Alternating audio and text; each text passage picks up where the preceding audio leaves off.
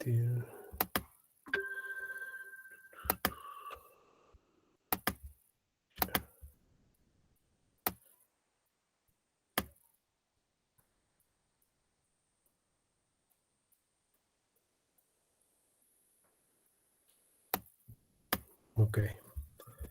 bueno.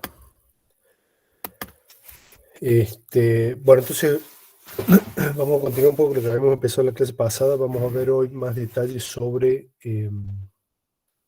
los procesos. ¿Se acuerda que habíamos discutido algunas construcciones lógicas que se han hecho a lo largo del desarrollo de los sistemas operativos para simplificar el manejo de los programas?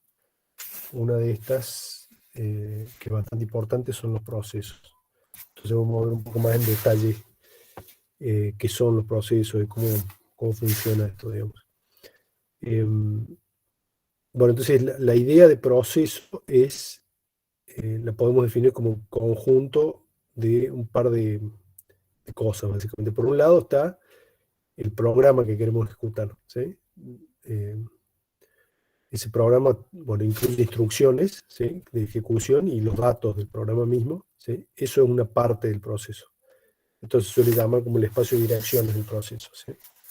Es decir, el conjunto de instrucciones que queremos ejecutar y los datos que manipulan esas instrucciones son parte del proceso. No son todo el proceso, sino que son una parte. Otra parte del proceso es información, ¿sí?, sobre el estado en el que está la ejecución de ese programa. En qué punto de la ejecución se encuentra el programa ese. Y otra parte del proceso es información de control sobre el programa que necesita el sistema operativo para administrarlo, ¿sí? Recordemos que el objetivo de toda esta idea de construir un proceso es para facilitar la tarea del sistema operativo en la administración de los recursos, ¿sí? Entonces, cuando uno quiere ejecutar un programa, el sistema operativo crea un proceso que lleva dentro estos componentes que acabo de mencionar. El programa en sí que uno quiere ejecutar y un conjunto de datos o de información que representan, bueno, el estado del programa y información de control para poder manipularlo el proceso. Entonces la idea general acá es que el sistema operativo va a intercalar la ejecución de diferentes procesos para maximizar el uso del procesador, ¿sí?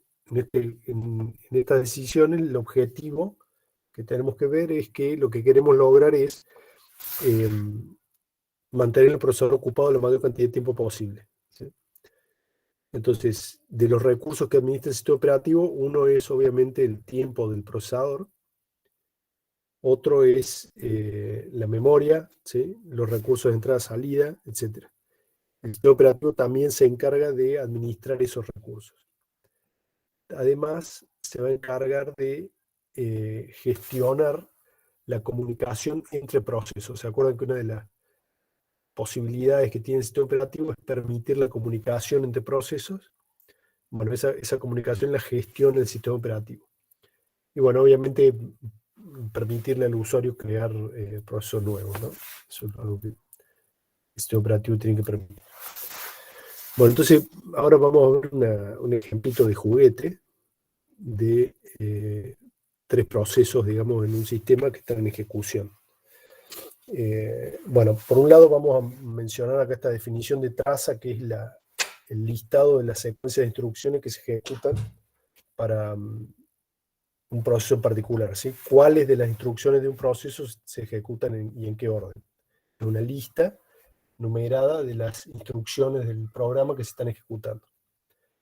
El ejemplo que vamos a ver son, bueno, hay tres procesos en la memoria. Si este cuadrado de la izquierda es la memoria principal, la RAM, están los tres procesos A, B y C, ¿sí?, ocupando una cierta cantidad de espacio en la memoria. Recuerden que adentro de este cuadrado que dice proceso están, bueno, esa información que mencionábamos recién, ¿no?, las instrucciones del programa, los datos del programa y la información de control y de estado, ¿sí?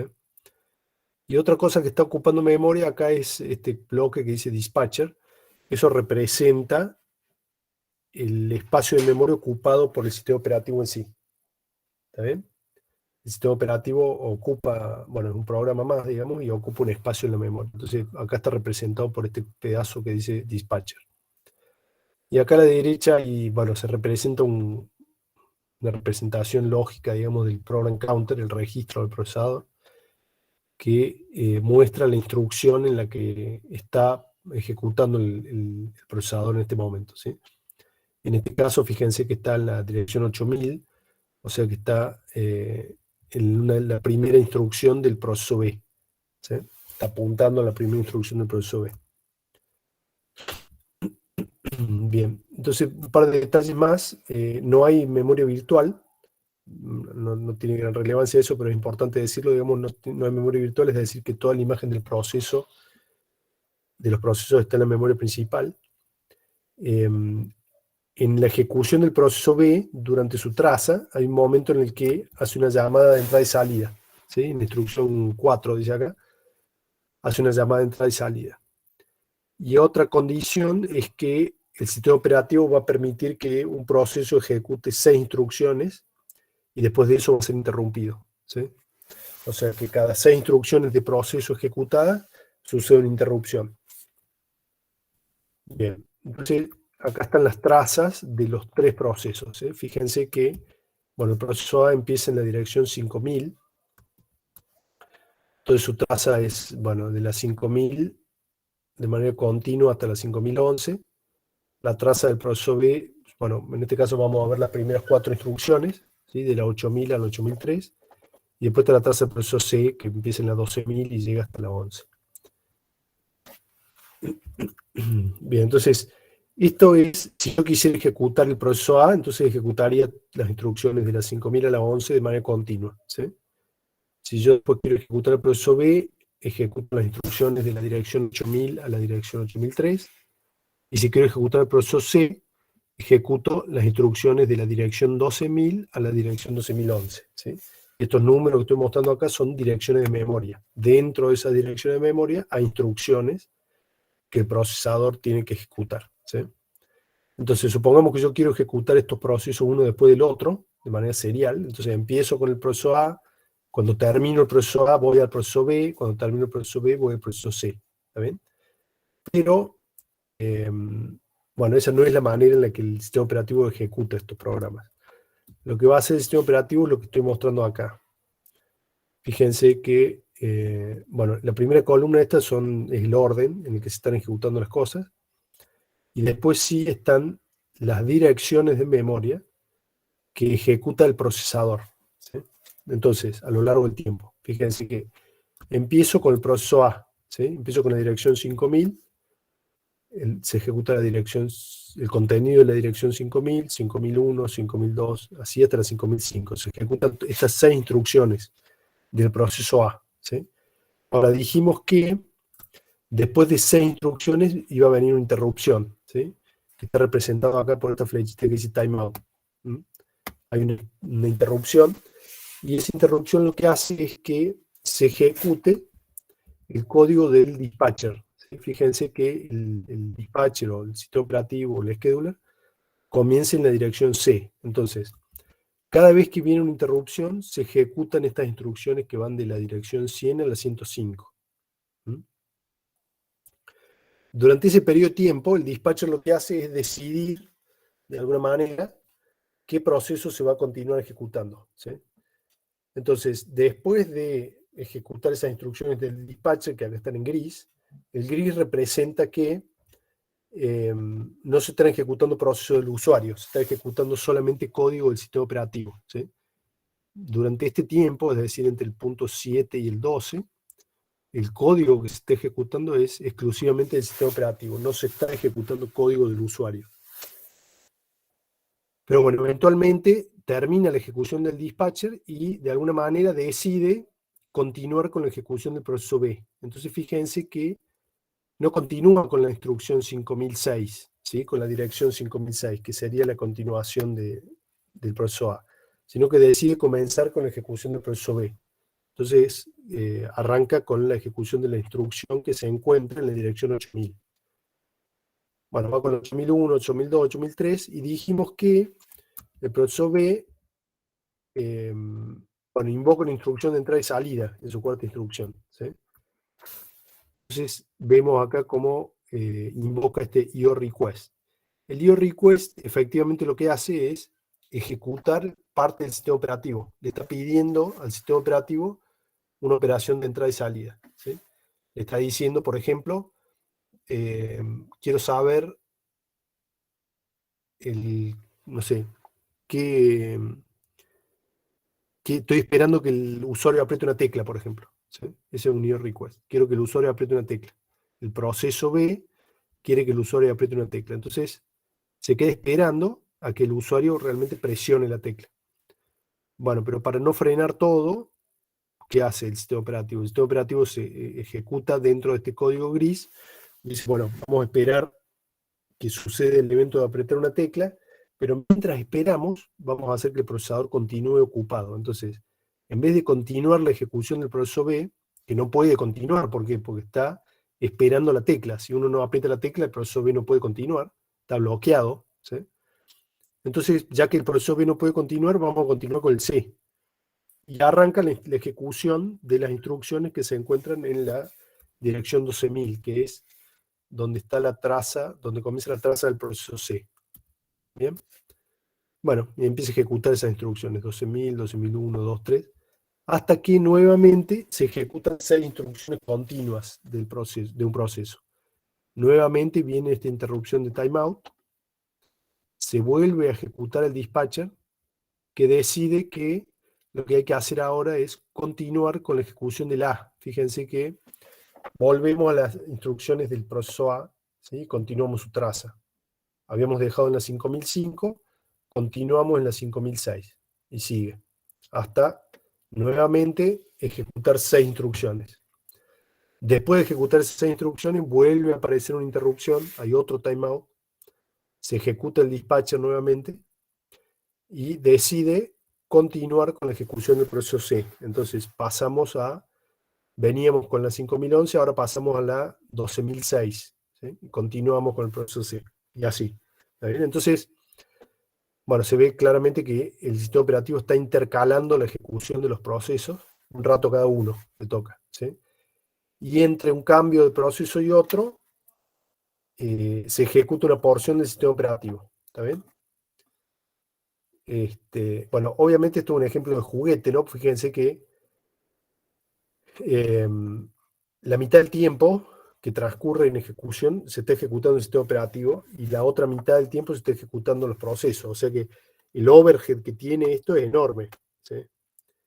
Obviamente esto no es una situación real. Normalmente lo que sucede es que la cantidad de instrucciones de proceso, que acá representamos como 6, son muchas más, ¿sí? Y la proporción entre instrucciones de proceso y instrucciones de sistema operativo es mucho menor. Acá son iguales, en la realidad es mucho menor el overhead, ¿sí? La menor parte del tiempo se está ejecutando el sistema operativo y la mayor parte de los ciclos de CPU se gastan en ejecutar los procesos del usuario, que es lo que realmente nos interesa, ¿sí? Si no estaríamos gastando la mitad del tiempo del procesador en algo que a nadie le interesa, digamos. Bueno, está claro hasta acá el movimiento, cómo vamos intercalando los procesos. Algo que es importante, dentro de la información que mencionábamos recién de estado, ¿sí? Fíjense que de alguna forma el sistema operativo sabe, acá en la dirección 35, por ejemplo, en la instrucción 35, el sistema operativo de alguna manera sabe que tiene que continuar con la instrucción 5006 para la traza A, ¿sí? Esa información, ¿dónde quedó? Digamos, en algún lado quedó guardada esa información, indicando que hay que continuar la próxima instrucción del proceso A que hay que ejecutar en la 5006, ¿sí? Esa es una parte de la información que se guarda en la imagen del proceso, ¿sí? Dijimos que el proceso tiene, bueno, el espacio de memoria y además información de estado y de control.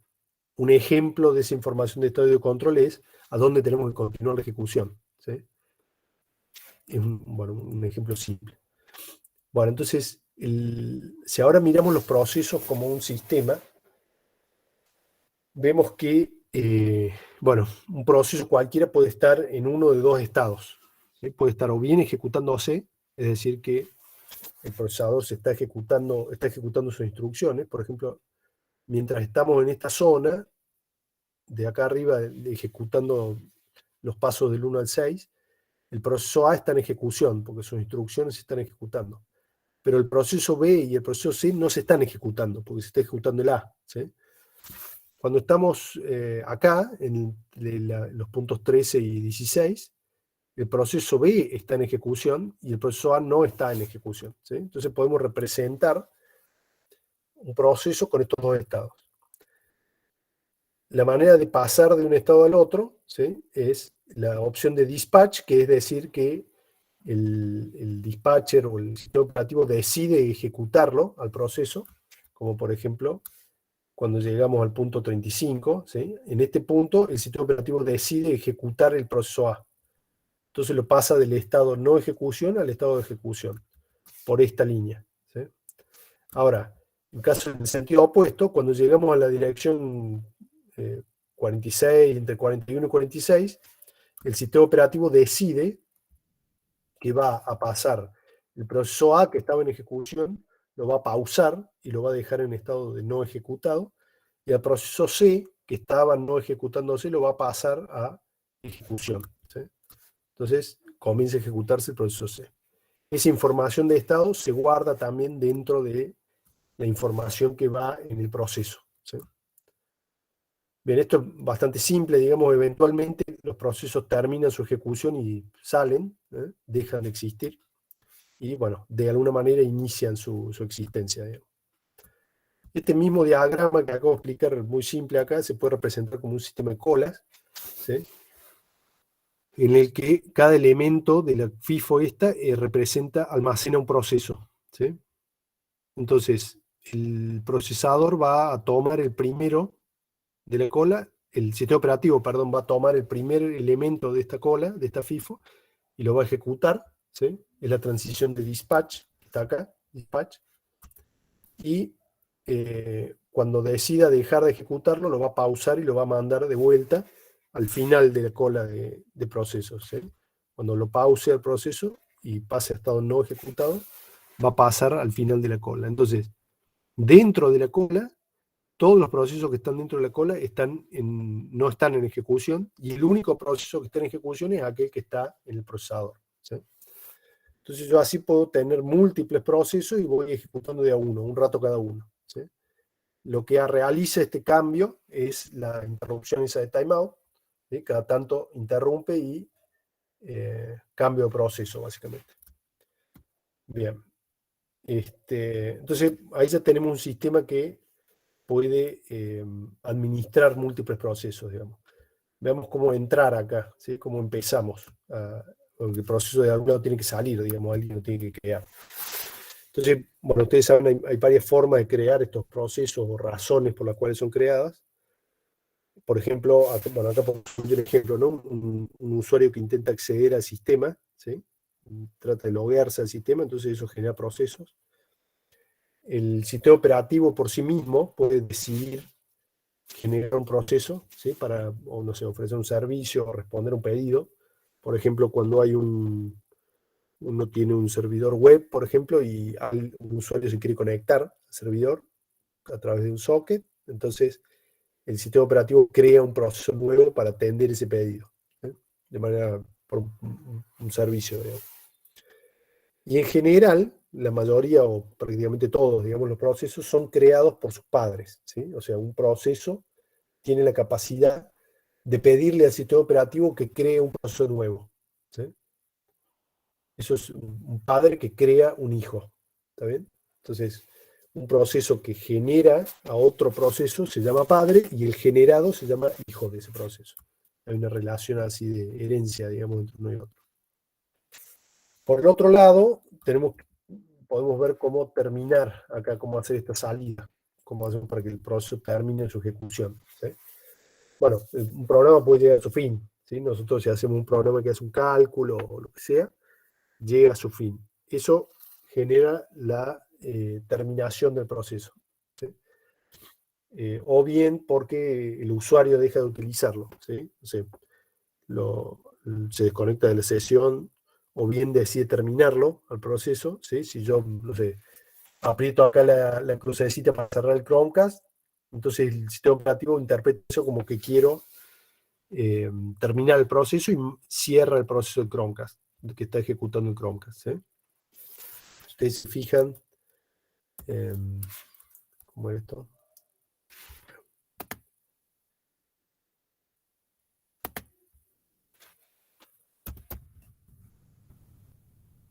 Bueno, acá es una, una terminal, ¿sí? Entonces, acá tenemos una lista de procesos que se están ejecutando, ¿sí? Cada fila en esta tabla es un proceso. Fíjense que el Chrome es un proceso y me está dando indicaciones, digamos, la tabla esta me dice información sobre el proceso, me dice un identificador del proceso, me dice quién es el usuario que lo creó, la prioridad, eh, cuánta memoria está ocupando, ¿sí? Virtual, cuánta memoria está ocupando física real, digamos, con el tamaño del conjunto residente, qué porcentaje del procesador está ocupando, ¿sí? Qué porcentaje de la memoria representa la ocupación, ¿sí? Y hace cuánto tiempo que se está ejecutando, etc. Si yo lo decido matarlo al proceso este, ¿sí? Por ejemplo, fíjense que este que está acá, el top, es este mismo proceso que estoy viendo acá, ¿sí? Que estoy ejecutando. Entonces, si yo decido eliminarlo, ¿sí?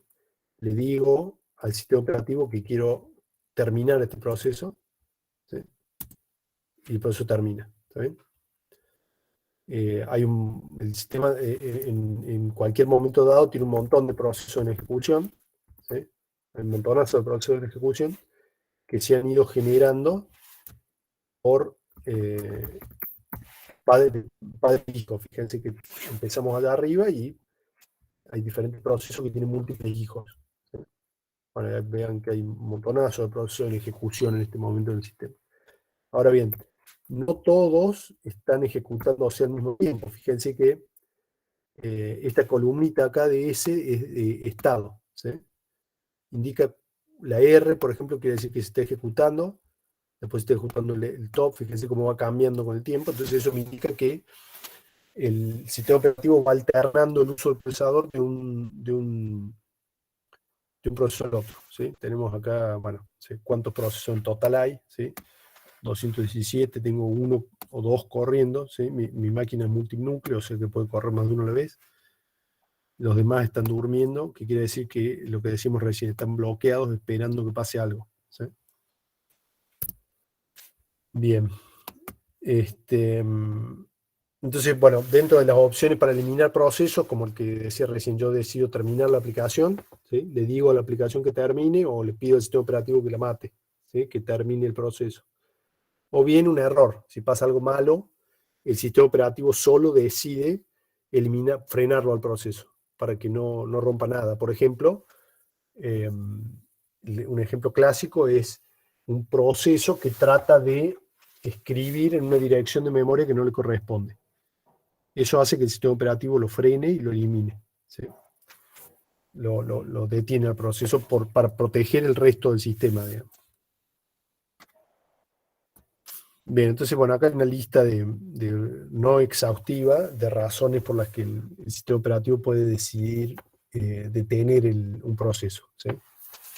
Bueno, es que eso lo podemos leer, digamos, el proceso mismo lo solicita por límites de tiempo.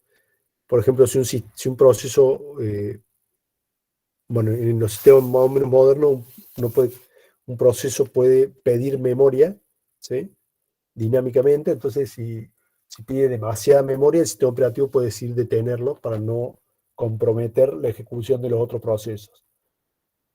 Bueno, como le decía recién, si escribe en un lugar de memoria que no le corresponde, así genera un error aritmético, ¿sí?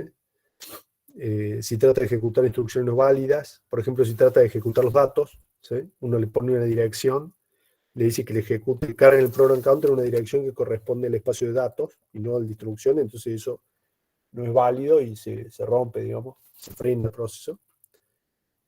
Muere el padre, ¿sí? Generalmente por defecto, digamos, si el padre muere, mueren los hijos, ¿sí? O el padre puede pedir que el hijo muera o desaparezca, digamos. Esta, de vuelta, no es exhaustiva esta lista, es simplemente algunos ejemplos, digamos. Bien, entonces, ahí, bueno, vimos un poco la razón de existencia del proceso y hemos visto este modelo que tiene dos estados, ¿sí? Ahora, una cosa que no está acá representada en este estado, en este modelo de estado, es la situación en la que queda el proceso B acá, ¿sí? Fíjese que el proceso B hace esta realización de entrada y salida y queda ahí, digamos. Si el sistema operativo decide ejecutarlo, no puede avanzar el programa porque todavía está esperando la operación de entrada y salida. Entonces una operación de dispatch no lo ejecutaría, ¿sí? Entonces ahí lo que se hace un poco más complejo el modelo y es agregarle más estados, básicamente, eh, para discriminar razones por las cuales un proceso no se está ejecutando, ¿sí? Acá, en el modelo este de dos estados, todos los procesos que no se están ejecutando están acá, ¿sí? Metidos, pero hay alguna distinción entre ellos, no es lo mismo, cualquier cosa. Entonces, bueno, una razón puede ser que el proceso es nuevo, nunca se ha ejecutado todavía, está esperando ser ejecutado por primera vez, ¿sí? Bueno, el proceso está listo, ¿sí? Que es lo que veíamos recién. Lo único que necesita es que el procesador le ejecute sus instrucciones, no esté esperando nada más. El otro caso es el del proceso B, acá que nombraba yo recién. El proceso está bloqueado esperando un evento, ¿sí? Entonces, fíjense, por ejemplo, en este punto, cuando estamos acá, ejecutándonos en las instrucciones 36, ¿cuáles son los estados de los tres procesos estos que yo tengo? El proceso A se está ejecutando, ¿sí? Porque se están ejecutando sus instrucciones, entonces está en estado de ejecución. El proceso C no se está ejecutando, pero está listo para ejecutarse. Lo único que necesita es que el procesador le preste atención. Fíjense que en cuanto el procesador comienza a ejecutarlo, continúa su ejecución. Entonces, el A está en ejecución, el B no está en ejecución, pero está listo para ejecutar. Perdón, el C no está en ejecución, pero está listo para ejecutarse. Y el B tampoco está en ejecución, pero no está listo para ejecutarse, porque la operación de entrada y salida no sucedió todavía. Ese proceso está bloqueado, esperando la ejecución, ¿sí? Entonces, con estos dos estados que tengo acá, ya podemos representar la situación del ejemplo, ¿sí? Y finalmente el proceso terminó y ya no está ¿qué es lo que sucede? Normalmente supongan que el programa termina, ejecutamos un proceso y el programa termina. El proceso, la imagen del proceso no desaparece instantáneamente, ¿sí? Hace falta que el sistema operativo haga algunas acciones para hacer desaparecer el proceso. Entonces, una situación en la que puede estar un proceso es esa, esperando que el sistema operativo elimine la imagen. Normalmente se llama zombie. En Linux o Unix se llama que un proceso está en estado zombie, porque está esperando que lo elimine. Entonces, en ese agregado tenemos este nuevo diagrama de estados. Fíjense que ahora, bueno, son 5, no 2. Seguimos teniendo la cola básica acá de dispatch y timeout, ¿sí? En la cual o bien se está ejecutando o bien está listo para ejecutarse, ¿sí? El proceso puede estar yendo y viniendo de acá, en esta situación. Está de listo a ejecutado y de ejecutado a listo esperando su turno, digamos. Ahora, si durante la ejecución el proceso llega a un punto en el que tiene que esperar un evento, ¿sí? Que sería esta traza, vamos a pasar al estado bloqueado, ¿sí? ¿Qué es lo que le pasa al proceso B? El proceso B comienza a ejecutarse y se bloquea porque espera un evento de entrada y salida, y se queda ahí, ¿sí? Mientras tanto, el A y el C están saltando entre listo y ejecución, ¿sí? Cuando hay uno ejecutando así, el otro está en listo y viceversa. Finalmente, cuando los procesos terminan, bueno, salen, ¿eh? Hacen la salida, Y si eventualmente sucede el evento que el proceso está esperando, pasa de bloqueado a listo, ¿sí? Para que ahí ya puede continuar su ejecución, ¿no? Esto, de vuelta, lo podemos representar con un diagrama de colas, ¿sí? Fíjense, a ver, bueno, veamos este grafiquito antes.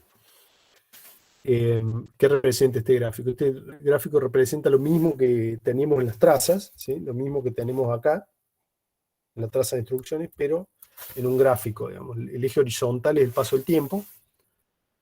El número representa el mismo número que está en la primera columna acá de la traza. Y el gráfico lo que me muestra es el estado en el que se encuentra cada uno de los procesos. Lo mismo que decía yo recién, digamos. Si está en negro, está en ejecución. Si está, bueno, gris está listo. Y si está cuadriculado ahí es porque está bloqueado esperando el evento. Entonces, esta misma traza que está acá representada se puede mostrar en el gráfico, ¿sí? Fíjense que primero se ejecuta el A, el scheduler, el B, el scheduler, el C, el scheduler, el A, el scheduler, el C, ¿sí? Entonces, primero se ejecuta el A, mientras el A se está ejecutando, los otros dos están listos para ejecutarse. Cuando llega la interrupción y hay un cambio, el sistema operativo decide cambiar, ¿sí? Esa decisión la toma durante este periodo de tiempo, que es cuando se está ejecutando el dispatcher, ¿sí? Fíjense que el dispatcher no es un proceso, no tiene un estado como los otros procesos, sino que es un código especial, porque es software que pertenece al sistema operativo, software del kernel, entonces no está representado como un proceso, no tiene estados, ¿sí? Entonces, bueno, durante un periodo de tiempo se ejecuta el dispatcher y durante ese periodo de tiempo todos los otros procesos están listos para ejecutarse, pero ninguno se está ejecutando, porque se está ejecutando el dispatcher, obviamente. Eventualmente el dispatcher decide ejecutar el proceso B, entonces pasa negro el proceso B, hasta que hace su pedido de entrada y salida, ¿sí? Durante ese tiempo que el proceso B se está ejecutando, A y C están listos, ¿sí? Están en estado de listos, pero no se están ejecutando.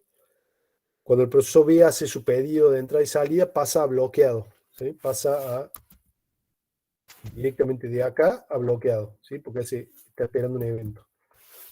Queda ahí, por ahora queda ahí indefinidamente, digamos.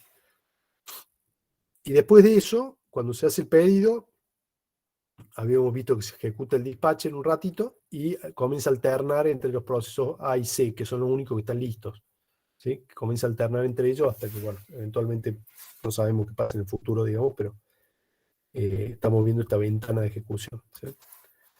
Bueno, nuevamente esto lo podemos representar, este mismo diagrama de estados, lo podemos representar con un diagrama de colas a nivel del sistema en general, ¿sí? Entonces, tenemos procesos en la cola en la cola de listos y tenemos procesos que están bloqueados esperando eventos, ¿sí? Entonces, en algún momento, bueno, al principio, cuando se esté ejecutando el proceso A y B y C están listos, entonces acá tenemos a B y C en la cola de listos y el proceso A se está ejecutando. Son instrucciones. Eventualmente, no sé, cuando se ejecuta el dispatcher, los tres procesos están listos, entonces están los tres aquí en la cola, ¿sí? Cuando el proceso B realiza su pedido de entrada y salida, entonces quedan en la cola A y C y quedan el proceso B, queda en esta cola de bloqueados, esperando el evento. Una vez que sucede el evento, en algún momento va a pasar el ejecución. Ahora bien, yo acá puse una sola cola de eventos.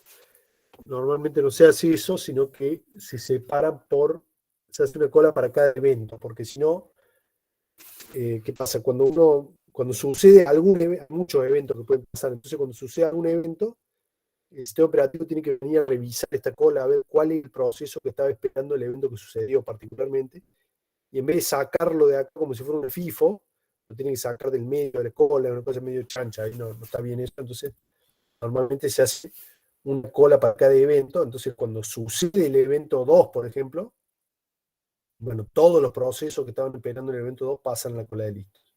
Es mucho más rápido eso, porque no hay que revisar uno por uno el proceso. Ya sabemos, si están en esta cola es porque estaban esperando este evento, entonces saltan directamente a la cola de listos. ¿Sí? Entonces, bueno, podemos tener... Profe, Sí, algo así como el monitor que vemos en concurrente, puede ser, que me hace la idea, como que hay una cola de entrada y después como que tenemos varias colas de condición, por así decirlo. No sé claro, claro, es si la otra. ordenar, es una forma de simplificar el ordenamiento de las cosas. Digamos, uno hace la clasificación a la entrada, ¿sí? Clasifica los procesos, por ejemplo, a la entrada, cuando están, los queremos guardar en las colas, ahí hacemos la clasificación. ¿Por qué la hacemos ahí? Porque ahí la hacemos de a uno. Un proceso, una clasificación. No tenemos que clasificar muchos procesos a la vez. ¿Sí? Distinto es esta situación en la que yo no clasifico nada a la entrada, pero tengo que clasificar a la salida. Cuando sucede un evento particular, tengo que ponerme a buscar acá y hacer la clasificación. ¿Sí? Entonces, para simplificar eso, clasificamos de a uno a la entrada y después sacamos todos juntos, no tengo que buscar nada. Digamos. Entonces, es básicamente esa la idea de estas colas. Digamos.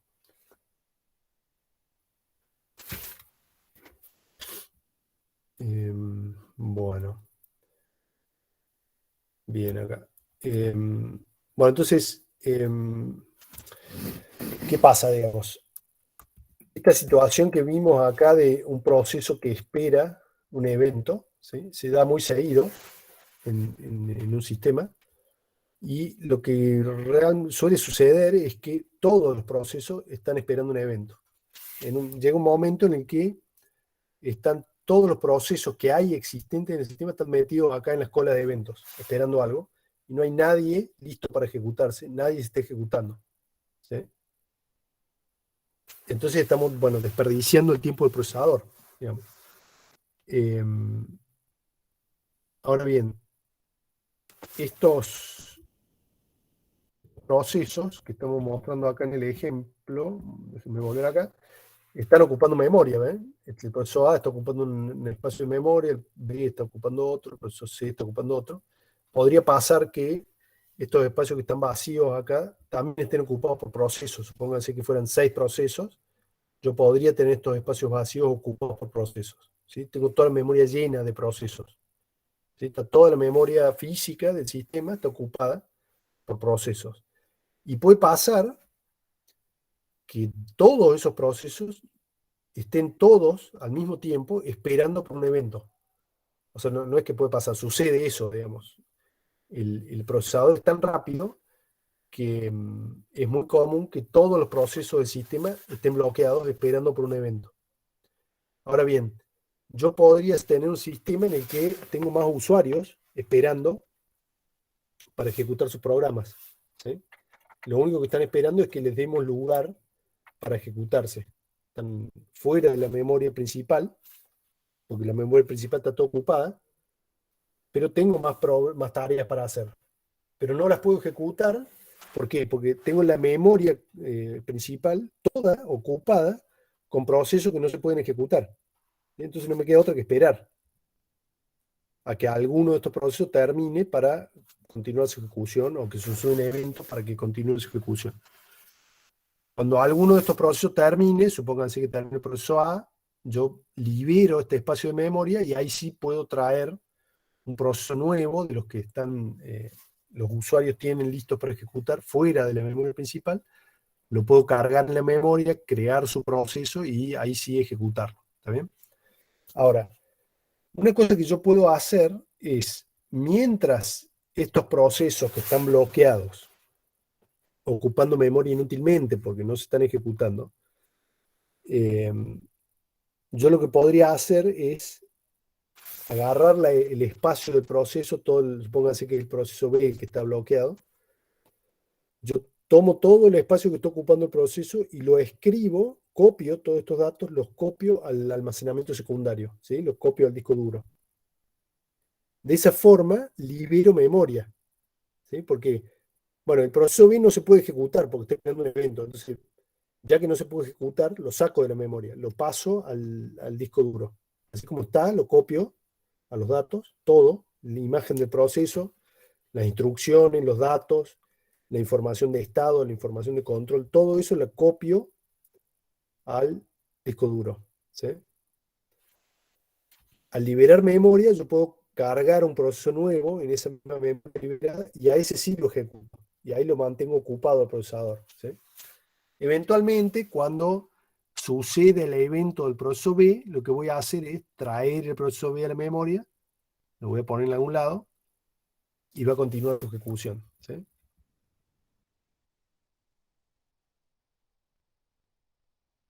Entonces, el, el punto acá es que vamos a agregar un nuevo juego de estados, ¿sí?, al diagrama, en el que incluimos la situación en que el proceso está suspendido. Suspendido es que está en el almacenamiento secundario, ¿sí?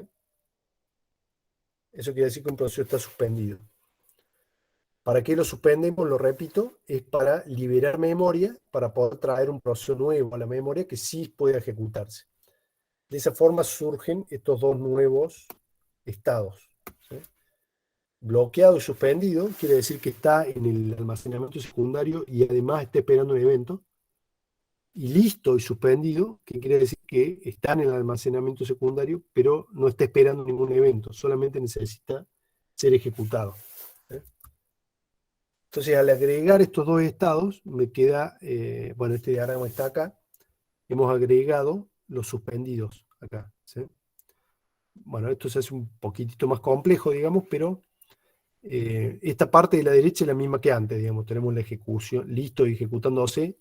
Esto está en la memoria principal, ¿sí? El estado de ready, el running y el bloqueado están en la memoria principal, las imágenes del proceso. Estos dos suspendidos están en el almacenamiento secundario. Entonces, ¿qué es lo que pasa? En un momento, todos los procesos están en el estado bloqueado, ocupando memoria. Entonces, lo que vamos a hacer es suspender uno o varios, ¿sí? Los pasamos al almacenamiento secundario y eso nos libera memoria. Y nos permite, por ejemplo, traer un proceso nuevo, ¿sí?, o activar un proceso que previamente estaba suspendido, ¿sí? Un proceso que estaba en el almacenamiento secundario lo llevo a la memoria principal para poder ejecutarlo, ¿sí? ¿Por qué lo tengo que llevar a la memoria principal? Porque el procesador solamente puede ejecutar instrucciones que estén en la memoria principal, no puede directamente ejecutar código que esté en el almacenamiento secundario, ¿no? Solamente puede, bueno, ejecutar código que está en la memoria principal. Entonces, para ejecutar un proceso lo tengo que tener en la memoria principal, y es por eso que hago este movimiento, ¿eh? Entonces, de esta forma, dado que el almacenamiento secundario es muy grande, es mucho más grande que la memoria principal, ¿no? O sea, yo, no sé, esta máquina que tengo acá tiene, no sé, creo que 8 GB de RAM, una cosa así. Y tiene 8 GB de RAM, pero el disco, el almacenamiento secundario, es considerablemente más grande, ¿sí? Tiene varios decenas de gigas. Entonces yo puedo, de esa forma, aumentar la cantidad de procesos presentes en el sistema, ¿sí? Y aumentar la probabilidad de que el procesador esté ocupado, que es el objetivo inicial acá. Lo que queremos lograr, acuérdense, es mantener ocupado el procesador, ¿sí? Y es por eso que agregamos estos estados, digamos. Entonces, hay un movimiento constante de procesos que van y vienen de la memoria principal y del disco. Hay un riesgo acá, por supuesto, cuando esto pasa mucho tiempo, muy seguido, todo se viene, la performance se viene abajo. ¿Por qué? Porque el movimiento este de suspender es algo muy lento, porque escribir en el disco es un evento en sí, ¿sí? Entonces es algo tremendamente lento suspender algo y traerlo del disco también. Entonces hay un riesgo ahí que no tenga sentido si yo suspendo justo un proceso, inmediatamente ocurre el evento de ese proceso, ¿sí? Entonces de vuelta lo tengo que traer a la memoria y ahí lo ejecuto. Entonces hay que tener mucho cuidado con qué proceso se suspende, ¿sí?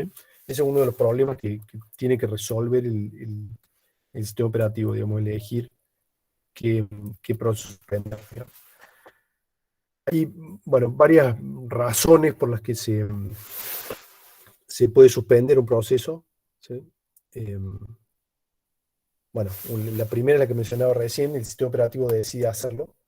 Acá yo le pongo intercambio, en inglés es swap, ¿sí? Que es un término que estamos más acostumbrados a ver. La partición de swapeo en Linux es para esto, ¿sí? Para que el sistema operativo pueda liberar memoria para hacer lugar para nuevos procesos. Un proceso se puede suspender a pedido del usuario, ¿sí? O se puede suspender periódicamente, por ejemplo, si es algo que se ejecuta muy de vez en cuando, podemos hacer que con una interrupción se salga de suspensión, se ejecute y después vuelve a la suspensión, o incluso un proceso puede pedir la suspensión de su hijo, por ejemplo. Y le podemos pedir al sistema operativo que suspenda a alguno de sus descendientes. Bien, entonces este diagrama de estado ya es algo bastante completo, ¿sí? No es completamente realista, ¿sí? Lo que estoy mostrando acá, pero tiene prácticamente todos los elementos de un diagrama de estado, bueno, casi completo, digamos. Tiene todos los elementos clásicos de un sistema operativo, digamos, el diagrama de estado de un sistema operativo. Fíjense que tiene 7 estados, ¿sí?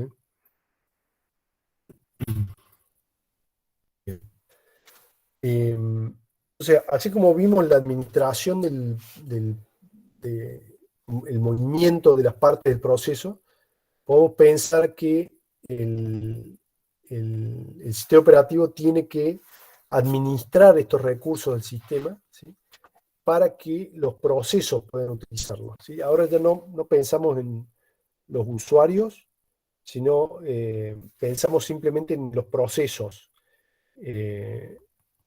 que son los usuarios de los recursos, digamos, no tanto el usuario en sí, ¿sí? Desde el punto de vista del sistema operativo, bueno, el sistema operativo está sirviendo los procesos, entonces administra los recursos, entre los cuales se encuentra el procesador, los elementos de entrada y salida, la memoria principal, para que los procesos lo utilicen. Para eso, para llevar la contabilidad de cómo se está administrando la memoria, es que, bueno, hace falta estructuras de control, ¿sí? El, les doy un ejemplo. Si estamos en esta situación, digamos, está la memoria. ¿Cómo sabemos dónde están ubicados los procesos? ¿Sí? ¿Cómo sé que el proceso C empieza en la dirección 12.000? ¿Cómo sabe el sistema operativo que el proceso C está en la dirección 12.000? Bueno, en algún lado tiene una tabla que le dice, bueno, proceso C 12.000, proceso B 8.000, proceso A 5.000. Ese algún lado es un espacio de memoria principal, ¿sí? Controlado por el sistema operativo, que tiene esta tabla de procesos, ¿sí? Lo mismo sucede con los demás recursos. Falta tablas para poder administrarlos, ¿sí? Entonces, para poder hacer la administración, el sistema operativo tiene que conocer, bueno, en qué estado están los recursos, obviamente, y cuáles son, y dónde están, y en qué estado están todos los procesos que están en el sistema, ¿sí? Hace falta saber el estado de la memoria, como les mencionaba recién, digamos, qué parte de la memoria está ocupada, por quién está ocupada, y qué parte está libre de la memoria, ¿sí? Si yo no sé dónde está la memoria libre, no puedo asignar la memoria a un proceso nuevo, ¿sí? Supongo que hay un proceso que dice, bueno, hace un malloc, ¿sí? Pide memoria. Y bueno, y el sistema operativo no sabe dónde hay memoria libre, no sabe qué direcciones de la memoria están libres. No le puede dar memoria a un proceso si no sabe dónde está la memoria libre, ¿sí? Lo mismo con los dispositivos de entrada y salida, hay que saber en qué estado están esos dispositivos, quién los está utilizando, qué estamos esperando de ellos, ¿sí? Después está toda la parte del sistema de archivos, que es un subsistema bastante complejo. Hay que saber a dónde están los archivos, dónde empiezan, dónde terminan, qué tamaño tienen. Toda esa información la tiene que manejar el sistema operativo, ¿sí? Y todo esto se hace a través de tablas, básicamente se hace a través de tablas que el sistema operativo se encarga de actualizar. Cada vez que pasa algo, el sistema operativo actualiza todas estas tablas, digamos. Estas son las tareas, la actualización de estas tablas, son gran parte de las tareas que se realizan en este espacio acá, ¿sí? Se ejecuta lo que acá sale como el dispatcher, se realiza la administración de estas tablas, ¿sí? Entonces tenemos tablas para la memoria, ¿sí? Para saber qué parte de la memoria está libre y qué parte de la memoria está ocupada. Tenemos tablas para conocer el estado de los dispositivos de entrada y salida. Tenemos tablas para saber qué archivos tenemos tiene nuestro sistema de archivos, cuántos archivos son, de quién son, qué tamaño tienen, cuánto espacio libre hay en el sistema de archivos, ¿sí? Dónde está ese espacio libre para poder utilizarlo. Tenemos que tener tablas para saber qué procesos hay en el sistema, ¿sí? No solo qué procesos hay, sino a dónde están esos procesos. Fíjense acá hay un ejemplo que esta tabla de procesos tiene dentro de cada elemento, dice, bueno, el proceso 1 tiene una dirección que apunta al inicio del proceso 1. El proceso N, acá adentro de la tabla, tiene una dirección que apunta a dónde está el proceso N. Entonces, el sistema operativo decide, vamos a ejecutar el proceso 1. Bueno, ¿dónde está el proceso 1? El proceso 1 está acá. Entonces puede ir a buscar sus instrucciones para poder ejecutarlas, ¿sí? La mayor parte del trabajo del sistema operativo se resume a mantener estas tablas actualizadas, ¿sí? Cada vez que pasa algo, y administrarlas, ¿sí? Tomar decisiones en función del estado de esas tablas.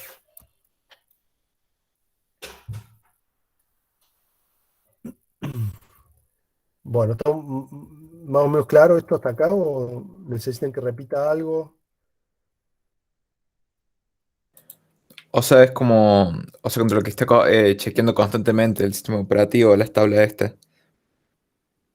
Claro, claro, permanentemente cuando se está ejecutando el sistema operativo, es decir, cuando no se están ejecutando los procesos, el sistema operativo lo que hace es analizar el estado de estas tablas y mantenerlas actualizadas. Por ejemplo, el proceso 1 se está ejecutando y hace una llamada de sistema, dice quiero memoria, hace un malo, pide memoria. Entonces, esa llamada de sistema vimos que detiene la ejecución del proceso y ejecuta el sistema operativo. Y el sistema operativo lo que hace es, dice, bueno, este proceso necesita espacio y memoria. Vamos a ver, ¿dónde hay memoria libre? Se fija acá en la tabla de memoria. Dice, bueno, acá hay un lugar. Entonces le vamos a asignar este espacio al proceso y se lo pone acá. Dice, bueno, este pedazo de memoria está ocupado por el proceso 1 ahora. Y actualiza la tabla de memoria diciendo, este espacio de memoria que acabo de asignar ya no está más libre, está ocupado. Cosa de que la próxima vez que alguien pida memoria, no se la vuelva a dar, porque ya está ocupada esa memoria, ¿sí? Y así todo el tiempo. Eso es lo que hace el sistema operativo. Está constantemente analizando y actualizando estas tablas de control. Claro, entiendo. Perfecto. Cuando no está haciendo eso es porque se están ejecutando los procesos, básicamente. Ahora, es importante notar que es bastante compleja esta tarea y que es importante que sea eficiente, porque si nos tardamos un montón en hacer esta tarea de administración, digámosle, todo ese tiempo no estamos ejecutando el programa del usuario, que es lo importante, ¿sí? Al usuario no le interesa que también llevamos la administración de la tabla, lo que quiere es ejecutar su programa. Entonces no podemos demorarnos mucho en hacer estas tareas de administración porque al usuario no le sirve eso, ¿eh? Entonces es importante la eficiencia ahí. Bueno, acá un poco lo que mencionaba recién de las tablas de memoria, un poquitito más de detalle, ¿sí? Bueno, hay una parte de la memoria que está ocupada por el sistema operativo, ¿sí? El sistema operativo es un programa y tiene que estar en memoria para ser ejecutado. Entonces, una parte de la memoria principal está ocupada por el sistema operativo, no la pueden usar los procesos. No solo que no la pueden usar, sino que tampoco le pueden acceder, ¿sí? Es una zona de la memoria que está protegida. ¿Por qué? Porque si no, yo podría hacer un programa que modifique rutinas del sistema operativo, ¿sí? Sería peligrosísimo eso, porque podría romper todo, digamos. Entonces, es una zona de memoria que no solo que la ocupa el sistema operativo, sino que los procesos no la pueden utilizar. El resto de la memoria sí está libre para que lo usen los procesos, digamos. Entonces, hace falta saber, como decía recién, digamos, qué parte de la memoria está ocupada por qué proceso, ¿sí? Hace falta saber si hay memoria virtual asignada a cada proceso. Hace falta saber cómo está protegida la memoria. ¿Qué quiere decir esto? Quiere decir que yo tengo que saber, el sistema operativo tiene que saber si, por ejemplo, el proceso A puede escribir en el espacio de direcciones del proceso B o no, ¿sí? Si está protegido. Si están compartiendo información, entonces sí, van a compartir información a través de la memoria. Si no están compartiendo información y son procesos completamente independientes, entonces están protegidos entre sí, no se pueden interferir mutuamente, ¿sí? Esto es lo que hace que la memoria es lo que simplifica el desarrollo, ¿sí? Es una de las razones por las cuales, una de las razones cruciales, diría yo, por las cuales los sistemas operativos modernos funcionan, ¿sí? Por la protección de memoria. Si no, sería imposible manejarlos, digamos, a los sistemas. Sería tan complicado debuguear un error que no, bueno, no se podría hacer, digamos. Bien. Bueno, lo mismo con respecto a los dispositivos de entrada y salida y los archivos, ¿sí? Para los dispositivos de entrada y salida, el sistema operativo tiene que saber si el dispositivo existe, si está disponible, si está ocupado haciendo algo, es decir, si ya le dimos una instrucción y está ocupado o no, qué está haciendo, ¿sí? Si está, para qué proceso está trabajando, a dónde va a escribir los datos. Generalmente las operaciones de entrada y salida son, como ya vimos, transferir información del dispositivo a la memoria principal, ¿sí?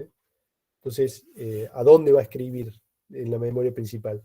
Si está leyendo, digamos, si estamos transfiriendo información de la memoria principal hacia afuera, por ejemplo, estamos imprimiendo un archivo, ¿sí?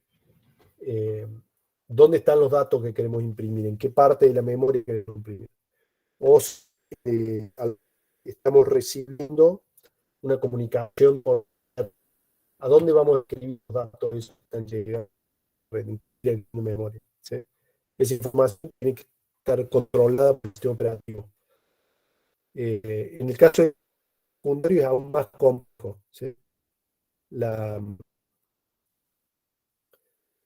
necesita alguien que sepa dónde están los archivos en el disco duro, ¿sí? ¿Dónde sabe el sistema operativo dónde encontrar a los archivos que queremos abrir? Yo digo, bueno, abrí a la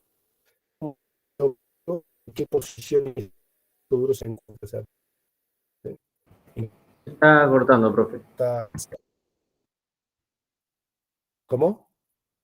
Se está entrecortando. Sí, se cortó. Esa A ver, última parte no se denme va a un segundo. entender. Denme un segundo. Debe ser algo ocupando un poco la meta. A ver. Esto, cortar acá.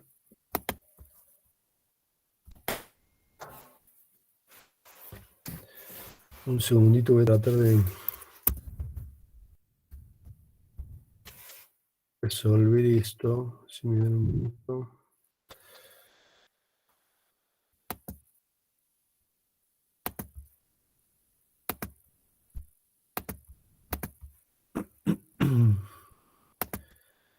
Vamos a cortar acá. Estoy cortándole el internet a mis hijos, que probablemente estén haciendo algo muy importante con ella. Cortar acá. Un segundo. Problema del home office acá.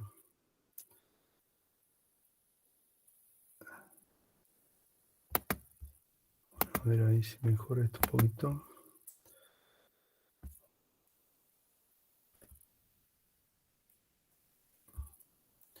Acá tenemos otro.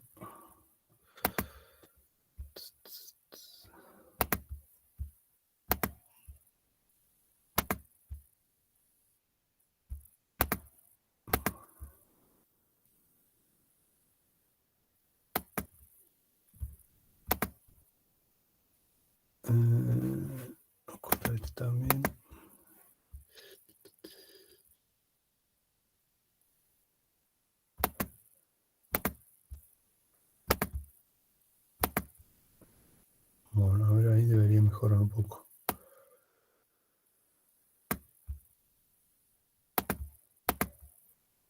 Sí, profe, creo que ahí ya se escucha mejor. Bueno, vamos a cortar uno más por las dudas y seguimos. Un segundito.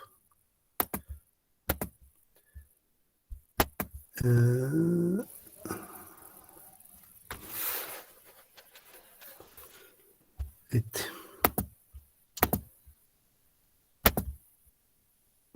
Chau, picho. Bueno. Estábamos viendo esto. Ok. No sé a dónde me quedé. ¿Dónde me dejaron de escuchar? Sí, había dicho que las tablas con los puertos de entrada y salida y los archivos hacía algo similar a lo del procesador, a lo que hace con los procesos Ujú. y bueno, y ahí más o menos se empezó a cortar. Ok. Bueno. Entonces, con respecto a los dispositivos de entrada y salida, digamos, necesitamos, el sistema operativo necesita saber si los dispositivos están disponibles o no, si están ocupados o no, digamos, si están haciendo algo, el sistema operativo tiene que saberlo, ¿sí? Tiene que saber para qué proceso está trabajando el dispositivo de entrada y salida, tiene que saber qué direcciones de memoria tiene que utilizar, eh, el destino y origen de la copia, digamos. Tenemos ustedes saben, las operaciones de entrada y salida son en su mayoría copias, ¿sí?, de datos, o sea que transportan información de o bien el dispositivo hacia la memoria principal o viceversa, ¿sí? Por ejemplo, una impresora, cuando yo imprimo, estoy copiando información de la memoria principal hacia el dispositivo de entrada y salida. Cuando recibo información de la placa de red es en el sentido opuesto. Yo recibo la información y va a parar a la memoria principal, ¿sí? Ahora, el sistema operativo tiene que saber a dónde tiene que escribir esa información o de dónde tiene que salir esa información para mandarla al dispositivo de entrada y salida. Toda esa información queda guardada y administrada en estas tablas para los dispositivos de entrada y salida. Algo similar pasa con los archivos, ¿sí? Un poquito más compleja la situación con los archivos. Bueno, hay que saber a dónde están los archivos básicamente en el disco duro, ¿sí? En qué estado están, qué atributos tienen. Fíjense, ustedes imagínense que cuando yo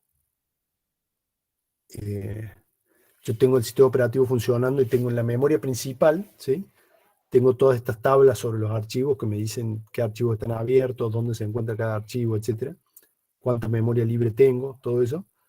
Pero cuando yo la apago la máquina, cuando yo apago el sistema operativo y apago la máquina, esa información, bueno, de la memoria principal se pierde, obviamente porque el RAM es volátil, ¿sí? Pero queda escrita en el dispositivo de almacenamiento secundario.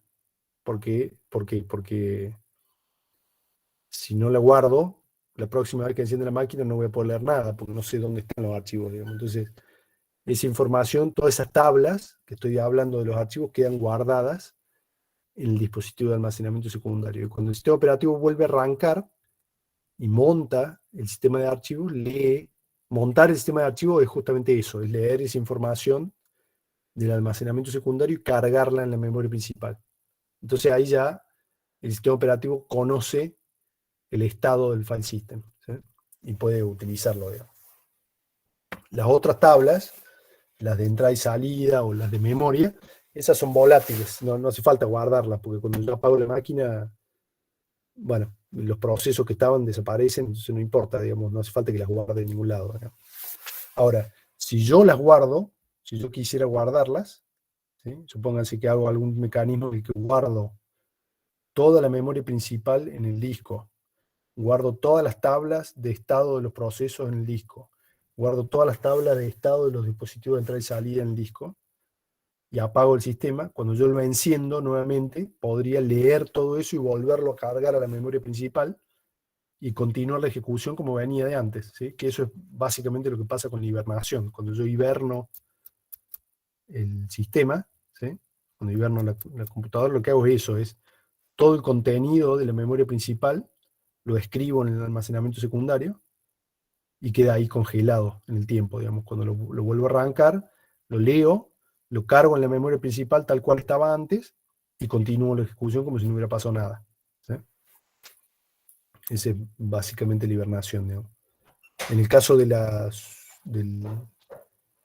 suspensión del sistema, en cambio, no escribo la memoria principal en el almacenamiento secundario.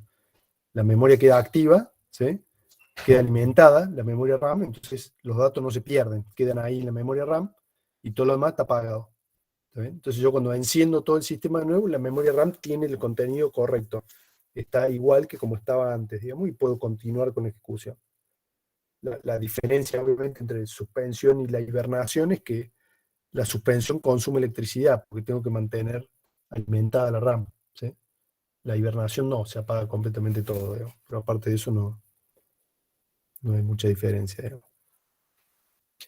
Otra de las tablas que vimos recién que necesitábamos es la tabla de procesos. ¿Sí? ¿Qué información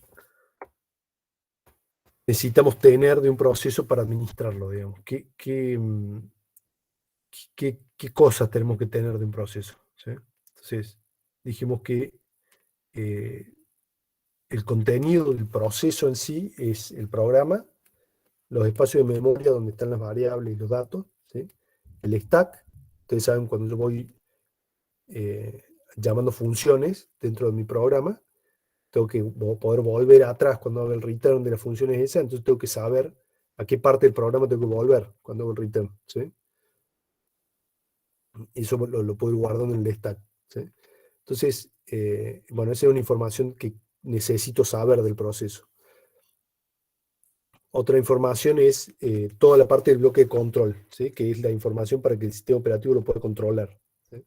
Todo este conjunto es lo que se llama imagen del proceso, que es lo que mencionábamos recién. ¿Sí? Ahora,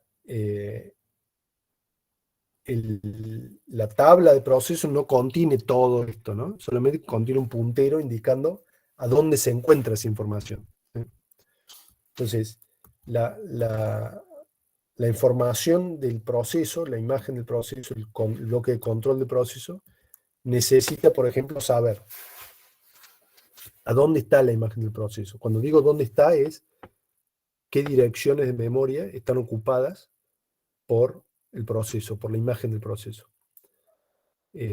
Una cosa que puede pasar es que la imagen del proceso esté toda en la memoria principal. Entonces yo simplemente digo, bueno, el proceso A empieza en esta dirección y tiene 10 megabytes. ¿Sí? A partir de esta dirección, los siguientes 10 megabytes están ocupados por el proceso A. Otra cosa que puede pasar es que una parte del proceso, supongamos que tenemos memoria virtual, ¿sí? Una parte del proceso está en la memoria principal y otra parte está en la memoria secundaria. ¿Sí? Eso lo tengo que saber. El sistema operativo tiene que saberlo a eso. Entonces, eso es parte de la información de ubicación. ¿Sí? Otra cosa importante es, bueno, obviamente distinguir un proceso de otro. ¿Sí? Fíjense, podemos verlo acá en esta información que les estoy dando, lo podemos ver acá en la tabla de procesos. Fíjense que el sistema operativo sabe, ¿sí?, el tamaño que tiene el proceso este. Tiene, bueno, la memoria virtual, el tamaño total del proceso es de 30 gigas. Bueno, yo no tengo 30 gigas de memoria, tengo 8. Entonces, bueno, 400 megas están en la memoria principal, más o menos, del Chrome. Está cambiando con el tiempo eso. 400 megas están en la memoria principal. Hay 123 megas que son compartidos. Están usando librerías del sistema operativo que la comparte con otros procesos. ¿Sí? Tengo la identificación del proceso acá, del proceso 8217. ¿Sí? Entonces, fíjense que esa información que yo estoy mencionando, ¿sí?, la ubicación y la identificación, la veo acá, el sistema operativo realmente la tiene. ¿Mm?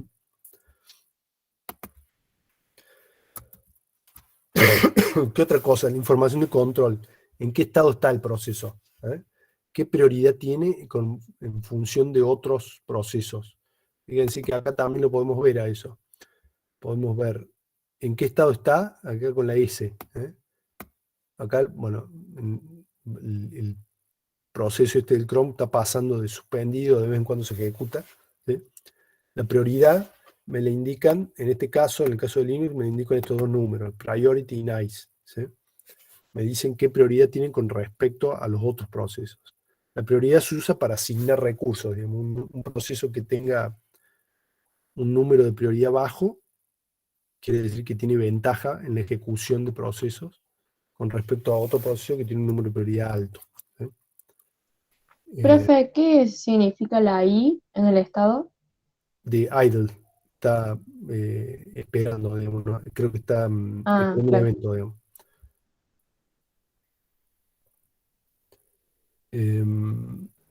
¿Cuál era Bien, el número de prioridad, profe? la prioridad es PR. PR es la prioridad y el NICE es, digamos, la prioridad está controlada por estos dos números, digamos. La suma, creo que es la suma de estos dos, digamos. La Genial. prioridad y el niceness. ¿El más bajo, el más prioritario o al revés? El más bajo es el más prioritario.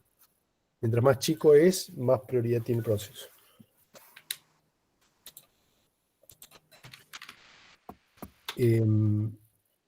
Bueno, comunicación, la estructura de comunicación con otros procesos, manejo de memorias, puntero, tabla que describe la situación.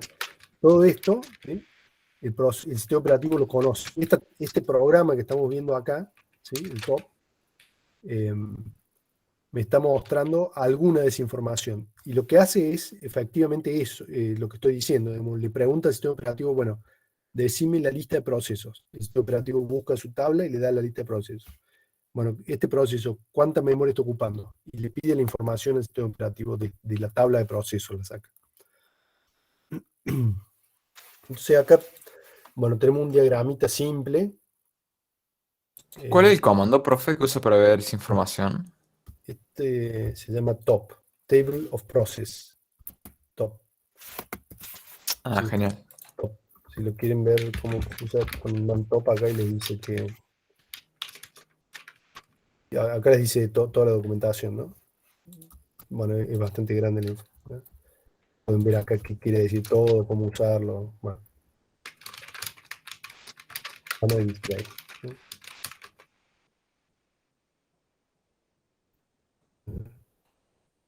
Acá están los descriptores con el porcentaje de CPU, el porcentaje de memoria, el comando, bueno, tiene un montón de información acá, digamos, ¿no? Puede ver un montón de cosas. ¿No? Y esto lo hace en tiempo real, obviamente. Bien.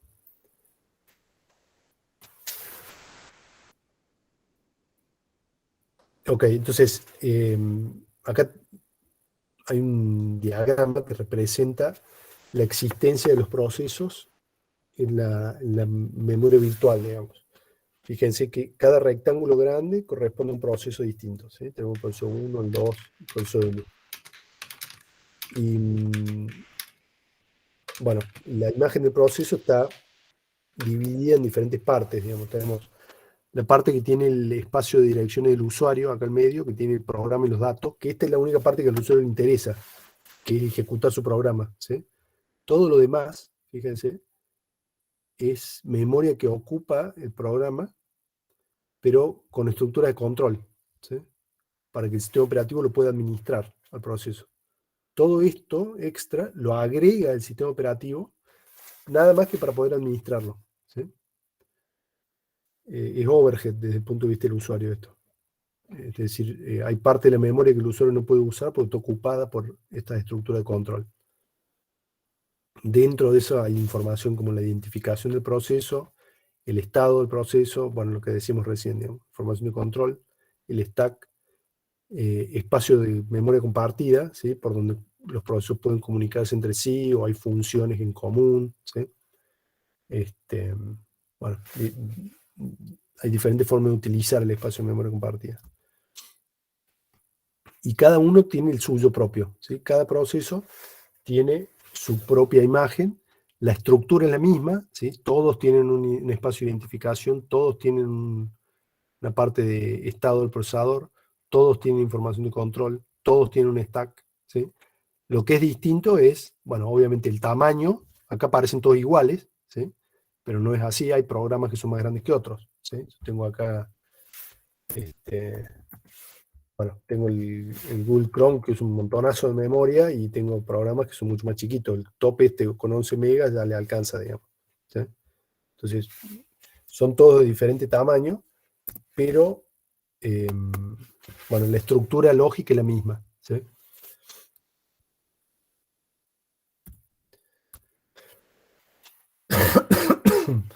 Bueno, entonces ahora tenemos en la memoria todos estos procesos escritos ahí con su bloque de control, digamos. Algo que es importante que permite el funcionamiento del sistema operativo de una manera más o menos eficiente es una propiedad que tiene el procesador, que son los modos de ejecución. ¿Sí? Esto lo mencionamos el otro día, un poco. Básicamente, la mayoría de los procesadores modernos tienen al menos 2 modos de ejecución. Generalmente son más. Y les diría que no todo, pero una buena cantidad de los sistemas operativos solamente utilizan 2 modos de ejecución. Uno el modo kernel o de sistema, digamos, y el otro el modo usuario. Entonces, esto es lo que mencionábamos el otro día, cuando el procesador se encuentra configurado en modo usuario, ¿sí? Es una configuración del hardware esto. Yo pongo el procesador en modo usuario, lo configuro para que se ejecute en modo usuario. Cuando está en ese modo, hay cosas que el procesador no puede hacer. ¿Sí? El hardware no permite que se hagan algunas operaciones. Por ejemplo, leer o escribir algunos registros de control del procesador. Es decir, cuando yo estoy en modo usuario, hay instrucciones que no se pueden ejecutar. Si el programa trata de ejecutar una instrucción que escribe un registro de control, el hardware mismo lo detiene a la ejecución. Genera una interrupción y se detiene la ejecución. Sí. Esto que evita que el usuario, las restricciones que se da al usuario, ¿son por software o por hardware? Digamos, elegir el modo de ejecución se puede hacer por software. Ujú. Uno puede elegir el modo de ejecución en el que se encuentra el procesador. Ahora, la protección en sí se ejecuta solamente por hardware. O sea, es el hardware el que detiene la ejecución si un programa que está en modo usuario trata de realizar una ejecución de una instrucción prohibida. ¿Sí? Es el hardware el que detiene la ejecución. La configuración la hacemos por software, pero la restricción en sí se realiza por hardware. ¿Por qué se tiene que realizar por hardware? Porque yo lo que quiero hacer es controlar la ejecución del programa del usuario, ¿no? Eso es lo que quiero lograr con esta restricción, es permitir o evitar que el programa del usuario haga algo, ¿sí? Ahora, si yo tengo un solo procesador y se está ejecutando el programa del usuario, ¿quién va a ejecutar las instrucciones de control? ¿Sí? No hay nadie que la ejecute las instrucciones de control, entonces no puede ser por software el control. Se tiene que hacer por hardware sí o sí. ¿Se entiende eso? O más o menos. Y sí, sí, aparte evitaría que cualquiera meta mano, digamos. Claro, fíjense, imagínense que yo digo, bueno, un sistema operativo imaginario, ¿no? Yo digo, bueno, no quiero que el programa del usuario ejecute la instrucción de suma, por decir un ejemplo tonto, ¿no? No quiero que el programa del usuario ejecute la instrucción de suma. ¿Sí? Esa es mi restricción. Bueno, entonces ahora viene el programa del usuario y dice, bueno, me quiero ejecutar. Entonces voy a ejecutar mi primera instrucción.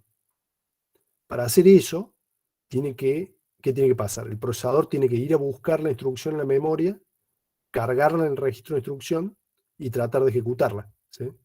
Ahora, si en el registro de instrucción está cargada la instrucción del usuario,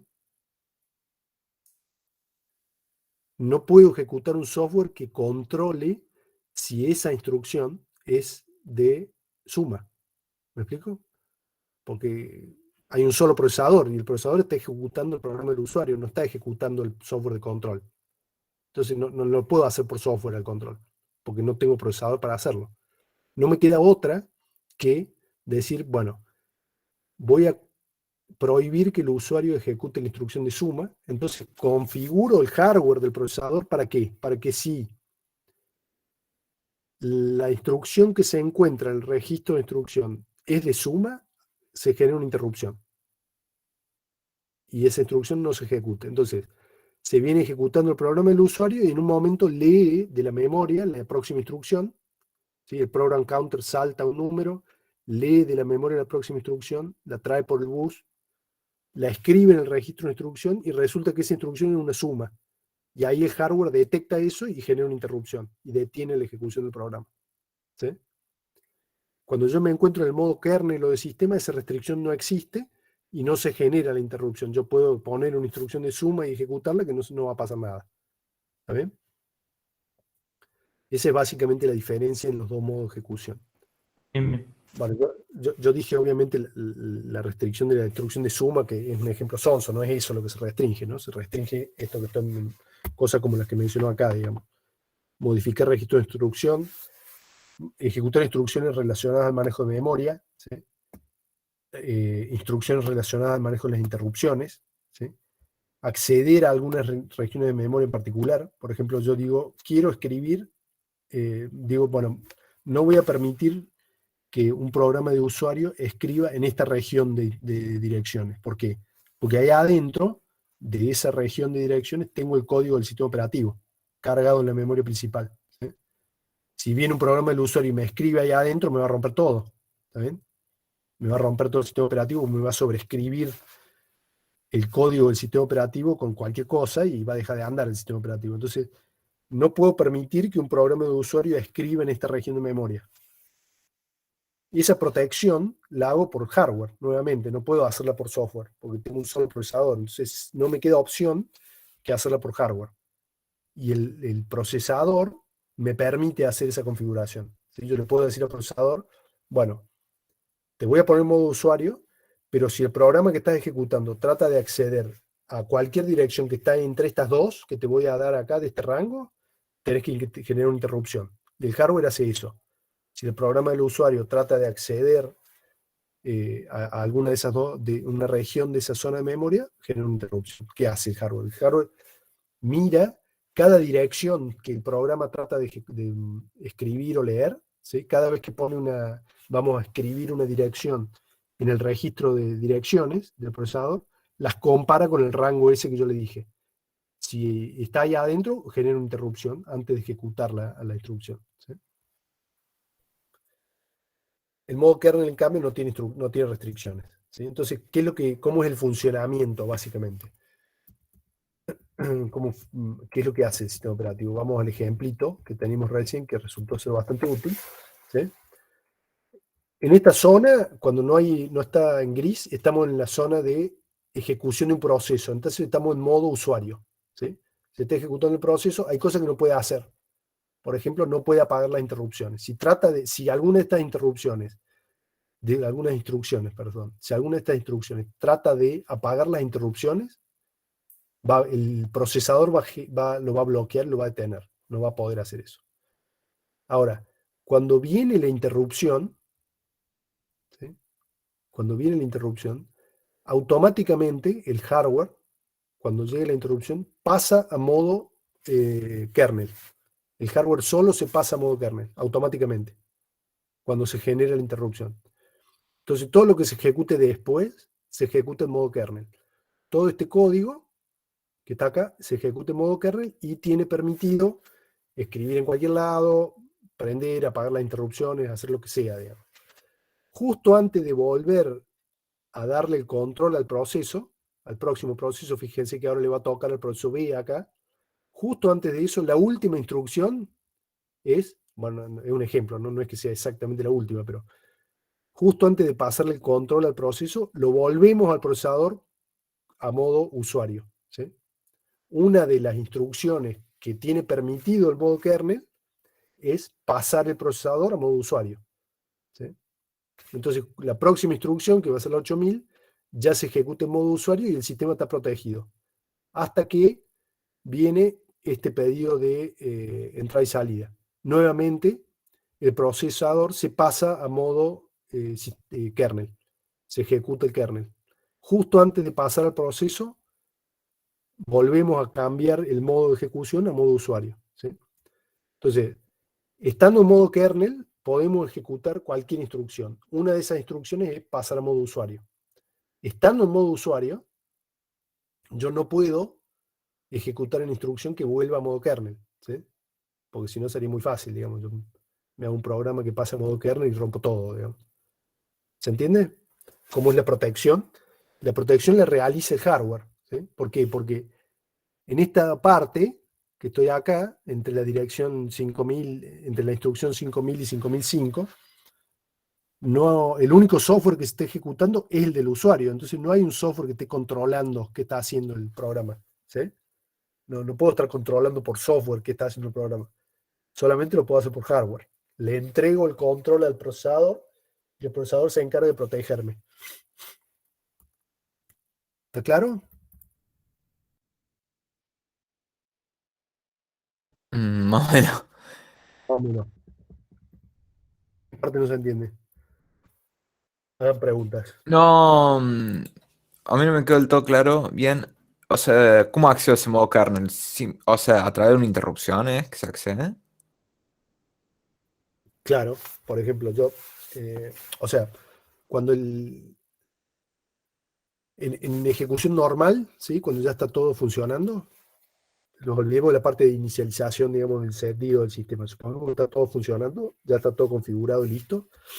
Cada vez que hay una interrupción de timer, el procesador solo pasa a modo kernel, automáticamente. Sucede la interrupción, el procesador pasa a modo kernel. Entonces va a aceptar cualquier instrucción. Claro, entiendo. Bien. ¿Y eso por qué es necesario? Porque yo, estando en modo usuario, no me puedo pasar a modo kernel, ¿sí? Porque justamente porque estoy en modo usuario, estoy ejecutando instrucciones. Yo no puedo poner una instrucción acá adentro, entre la 1 y la 6, que diga pasarte a modo kernel, ¿sí? Porque justamente la idea de la protección es esa, que el programa no lo puede hacer, ¿está bien? Entonces no hay otra forma de pasar a modo kernel que no sea a través del hardware, ¿sí? Se hace automáticamente con la interrupción. Como interrumpo, bueno, la interrupción justamente significa eso, no continúo la ejecución del programa que venía, sino que salto a la rutina de interrupción. Entonces ahí la rutina de interrupción sí la ejecuto en modo kernel, ¿sí? Claro. Sí, sí, entiendo. Perfecto, gracias. Bien. ¿Alguna otra duda, chicos? ¿Preguntas? Hagan preguntas, no hay problema. Profe, Profe, ¿cómo sabe? Perdón. sí, la mía es una pregunta rápida. ¿Es el sistema operativo que en modo kernel, antes de pasarle el control al proceso, pasa a modo usuario? ¿O Claro, cómo? claro. Claro. El sistema operativo dice, bueno, ahora vamos a ejecutar un programa de usuario, ¿sí? Hace toda la tarea esa que dijimos de administración de tablas, qué sé yo, y justo cuando dice, bueno, vamos a ejecutar el proceso B acá, entonces ahora le vamos a dar el control del procesador al proceso B. Y justo antes de hacer eso, pasa el procesador a modo usuario, para que se ejecute el proceso B en modo usuario. Perfecto, y quedó claro. ¿Pregunta? ¿Alguien más ahí iba a preguntar algo ahí? Sí, pero no sé. Capaz que se va un poco, pero digo, no entiendo cómo se abre el procesador cuando cambia a modo usuario o cuando está en modo, no sé, modo kernel, lo que había dicho. Sí. Eh, ¿Cuál es la duda? que no sé cómo, o sea, cómo sabe él que está en ese modo u otro o qué difiere. No, o sea, no entendí bien Ujú. esa parte. Ok. Bueno, el procesador tiene varios, habíamos visto que tenía varios registros en hardware, ¿sí? Registro de estado, el registro de dirección, el Gromel Sí. counter, qué sé yo. Uno de Ah, esos registros claro. tiene un bit que dice modo usuario o modo kernel, ¿sí? Si el bit está en 0, está en modo kernel; si el bit está en 1, está en modo usuario. ¿Está bien? Entonces, supongamos que estoy en modo usuario, ¿sí? Entonces, el bit ese está en 1. Y yo hice un programa, soy un vivo bárbaro, entonces hice un programa para tratar de romper todo y quiero escribir en la dirección, un espacio de dirección que está protegido, por ejemplo. Entonces pongo una de esas instrucciones acá en mi programa. Cuando el procesador lo va a ejecutar, antes de ejecutar la instrucción esa, se fija qué valor tiene el bit ese. ¿Sí? Si está en 0, la ejecuta porque es de modo Claro. kernel. Si está en 1, hace una interrupción. ¿Sí? Claro, Entonces, claro, sí, sí, ese bit, ahí entiendo. ese bit No había que escuchado eso. decimos Sí, bien, ese bit que decimos que si está en 0 está en modo kernel y si está en 1 está en modo usuario, ¿sí? Está en un registro que solamente lo puedo escribir cuando estoy en modo kernel. ¿Sí?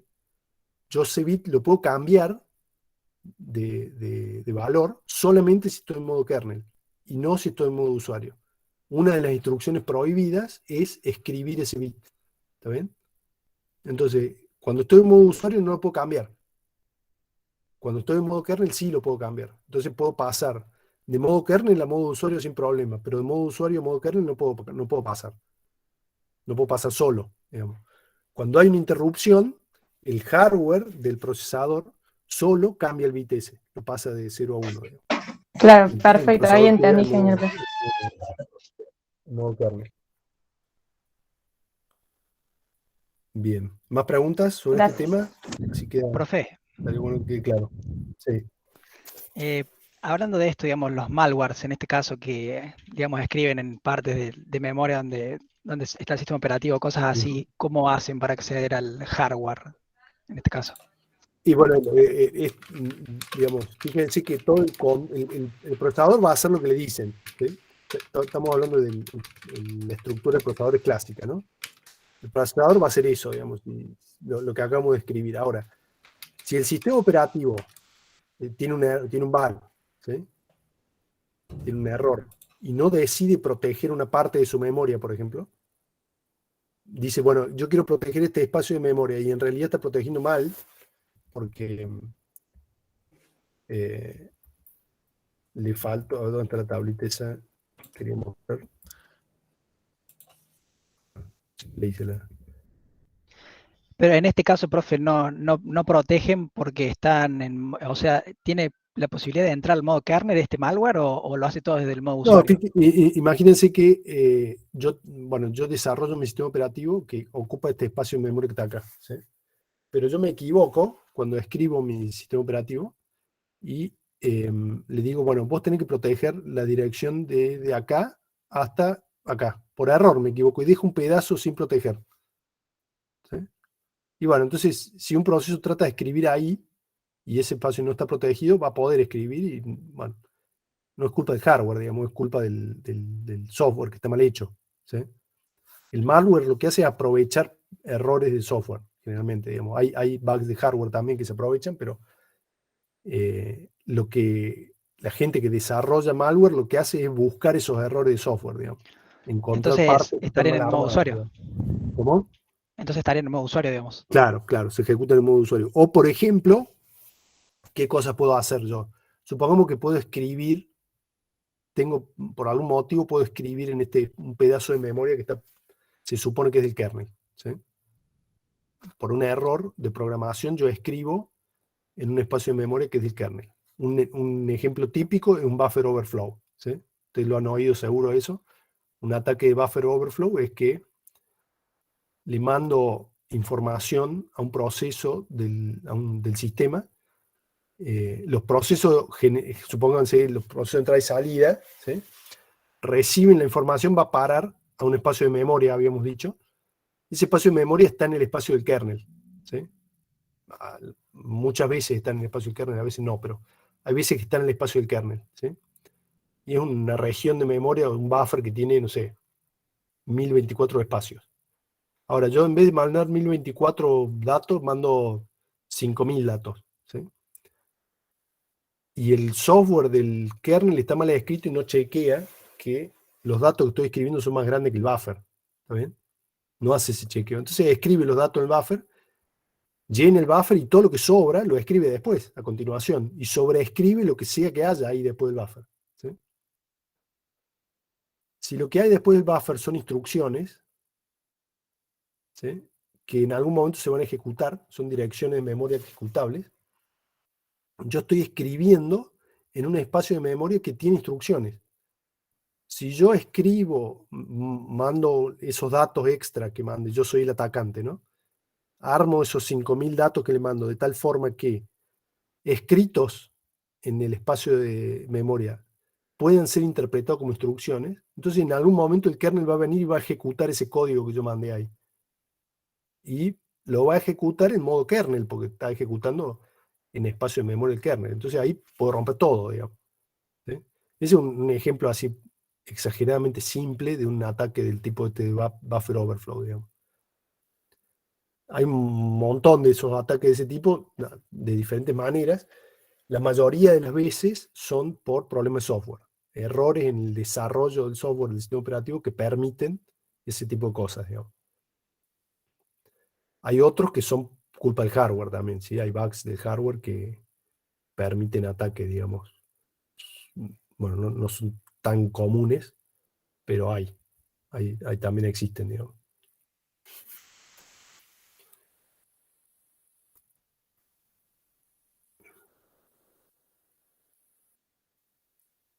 ¿Más preguntas, chicos? ¿Alguien más? Profe, ¿hay fecha estimada del primer parcial ya? Fecha estimada del primer parcial. Sí, no me la acuerdo ahora, pero está. Ahí ahora terminemos y se las paso. La subo tengo la fecha ya, la puedo subir ahí para que vean si tienen conflicto con otra materia o qué es lo que pasa ahí. Generalmente siempre me termino perdiendo yo y la tengo que mover, pero bueno, a lo mejor este año no hace falta, digamos. Ok. Bien, estamos acá. Control.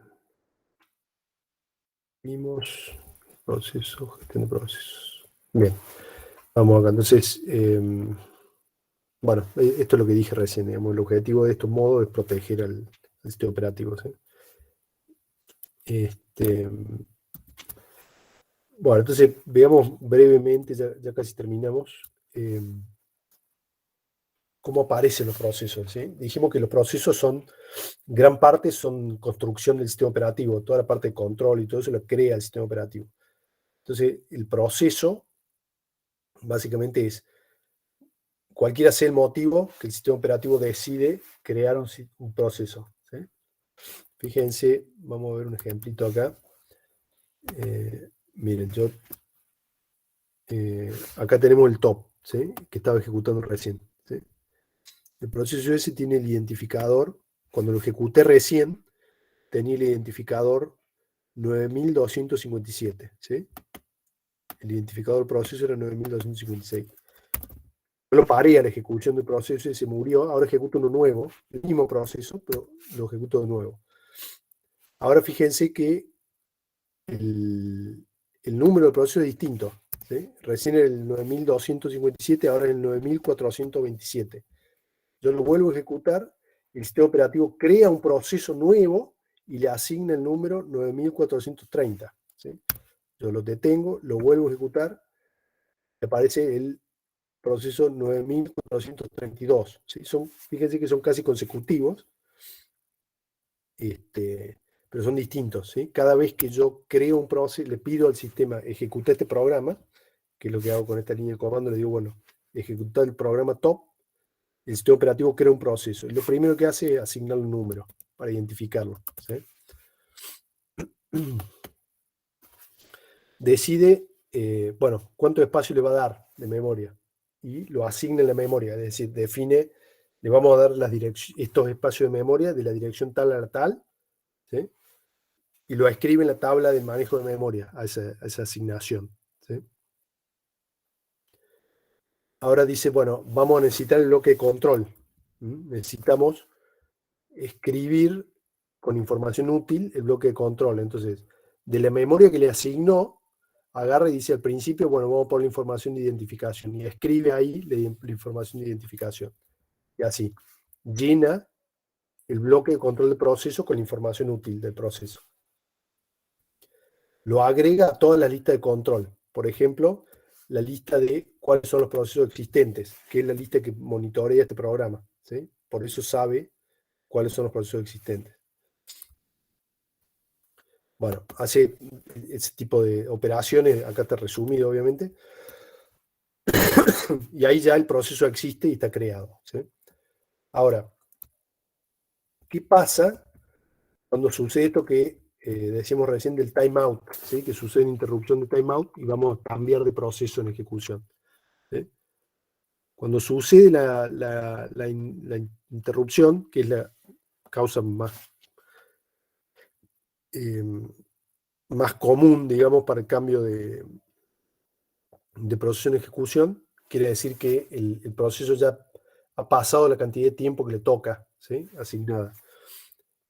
Otra razón para cambiar de proceso es una interrupción de entrada y salida. ¿Sí? Me llega un paquete por la placa de red, el usuario aprieta una tecla, ¿sí? Es una interrupción de entrada y salida. En ese momento, bueno, de vuelta una interrupción y el sistema operativo actualiza todas las estructuras de control con esta nueva información. Hay un problema de memoria, lo que decíamos recién, digamos, no... Generalmente los problemas de memoria se dan cuando hay se mezcla, digamos, un fallo de memoria con un error, ¿sí?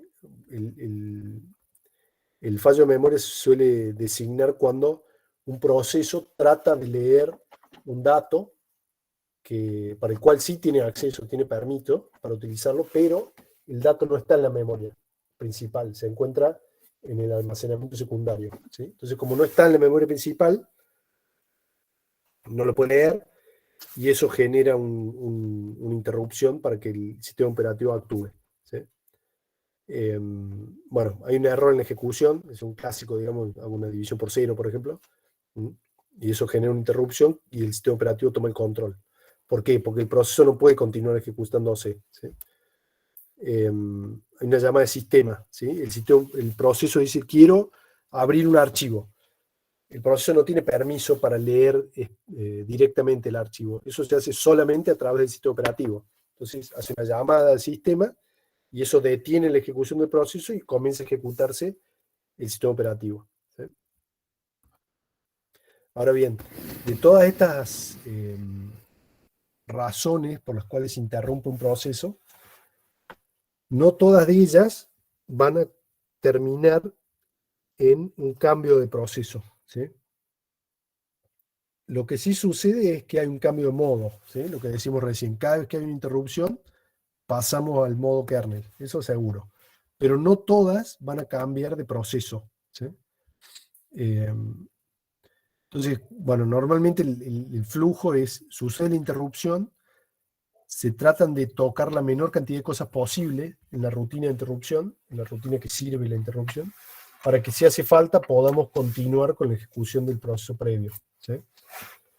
Entonces, cuando sucede la interrupción se guardan, se salvan los registros del procesador que ya sabemos que la rutina va a modificar, ¿sí?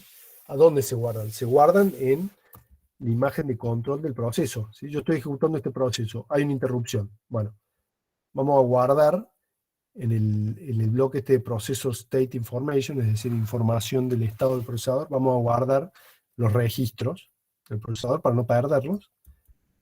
Sabemos que la rutina de interrupción los va a escribir. Se cambia el registro del program counter para saltar a la rutina de interrupción y al final, después de la rutina de interrupción, si decidimos cambiar de proceso, vamos a tener que guardar más información y eso es un proceso más lento, digamos. Ahora, hemos decidido cambiar de proceso, ¿sí? Vamos a dejar de ejecutar el que estaba ejecutándose, vamos a ejecutar otro. Entonces es un poco más complejo. Ahora tengo que guardar todos los registros del procesador, no solamente algunos, los tengo que guardar a todos, ¿sí?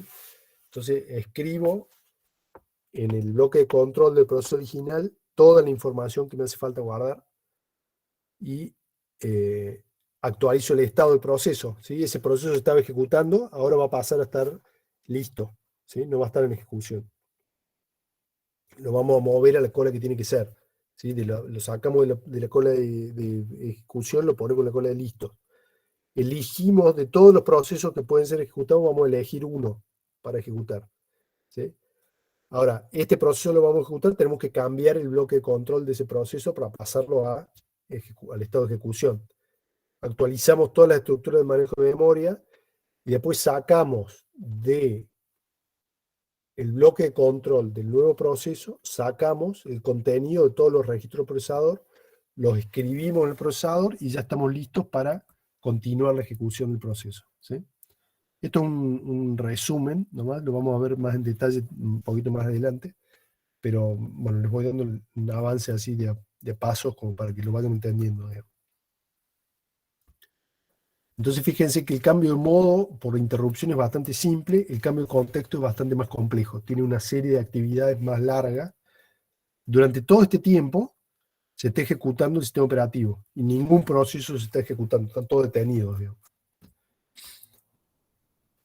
Bien, entonces ahí vimos un poco el manejo de los procesos. Ahora, ¿qué pasa con el sistema operativo? El software del sistema operativo. ¿Es un proceso? ¿No es un proceso? ¿Qué nos conviene hacer? ¿Ejecutarlo como si fuera un proceso o no? ¿Sí?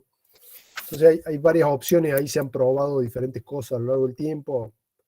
Algunas andan mejor que otras, hay gente que le gusta una cosa, hay gente que le gusta otra. Pero, bueno, podemos ver algunas opciones acá, digamos. Por un lado, tenemos la situación en la que el kernel es un programa separado, ¿sí? No es un proceso. No tiene un número de identificación, no tiene un bloque de control de proceso, es un programa propio que tiene su stack y su región de memoria asignada y nada más, ¿sí? Otra parte del sistema operativo, o otra opción, es que se ejecute dentro de los espacios de memoria de los usuarios, ¿sí? Por ejemplo, muchas de las funciones del sistema operativo se cargan la memoria en el espacio de memoria compartido, ¿sí? Por ejemplo, las funciones para abrir archivos, ¿sí? Están acá. El código de ejecución de las funciones para abrir archivos están acá. Cuando el usuario trata de ejecutarlo, bueno, cambia de modo, ¿sí? Y se ejecuta esa función. Y todos los procesos la comparten, ya que es una sola función, digamos. La misma función para todos, digamos. Otra opción es hacer que parte del sistema operativo esté basada en procesos, ¿sí? Fíjense que, bueno, ahora yo tengo acá, fíjense, este proceso que está acá, ¿sí? Ese proceso es un proceso del sistema operativo, ¿sí? Este proceso que está acá, el systemd, es un proceso del sistema operativo. Fíjense que el usuario es el root, ¿sí? Fíjense el número que tiene, el número de proceso es el 1, es el primer proceso que se ejecutó cuando arrancó el sistema, ¿sí?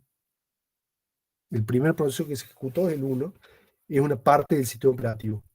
Todos estos que están acá, ¿sí? 2, 3, 4, 5, 6, todos estos son parte del sistema operativo y son procesos, ¿sí? Entonces, el sistema operativo en sí se ejecuta de diferentes formas. Algunas partes se ejecutan como procesos, otras partes se ejecutan dentro de los procesos de los usuarios, otras partes se ejecutan de manera independiente, no son ni procesos ni están dentro de los procesos de los usuarios, ¿sí? Hay una variedad ahí, digamos, de forma de ejecutar el código del kernel. Y acá vamos a ver, bueno, brevemente, digamos, un ejemplo un poco más realista de un diagrama de estados de procesos, ¿sí?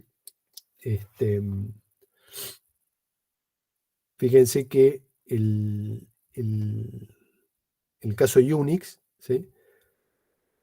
La mayoría del kernel se ejecuta dentro de los procesos de los usuarios, ¿sí? No todo, pero una buena parte, digamos. Entonces, los estados de ejecución del proceso los tenemos listos para estar ejecutados en memoria o swapeados, ¿sí? El proceso está suspendido, está dormido o suspendido, ¿sí? O está dormido pero en memoria, ¿sí? Y cuando llega una interrupción, vamos a pasar al estado de ejecución de kernel, ¿sí? El proceso pasa a un estado de ejecución de kernel y ejecuta el código del kernel. Si el usuario está corriendo, ¿sí? Está corriendo acá el proceso y hace una llamada de sistema, pasa a la ejecución del kernel. Cuando el kernel vuelve a la ejecución de usuario, ¿sí? Si el proceso termina, pasa al estado de zombie. Bueno, preemption es lo detenemos a la ejecución del usuario para darle lugar a otro proceso. Fíjense que esto es un poquito más complejo que el caso que veíamos del diagrama de 7 estados, ¿sí? Pero esto ya es una implementación real de un diagrama de estado de proceso, ¿sí? Que incluye la forma de ejecución de parte del código del kernel, ¿sí? El caso de Linux es similar a este, no es idéntico, pero es bastante parecido. Después vamos a ver cómo, ya la próxima clase, digamos, vamos a ver cómo tomamos decisiones, cómo el sistema operativo toma estas decisiones, en qué momento decide qué hacer con cada uno de los procesos, ¿sí? Cuando hablemos de planificación. Bueno, vamos a parar acá porque estoy quedando medio afónico, y vamos a continuar la clase que viene con las 2 o 3 filminas que quedan y el resto, ¿sí? Si les parece. Bueno, profe. Bueno, Profe, ahora cuando termine de grabar me gustaría hacer una preguntita, pero fuera de la materia, digamos. Dale, ahora que dejo de presentar acá y detengo la grabación. Detener la grabación.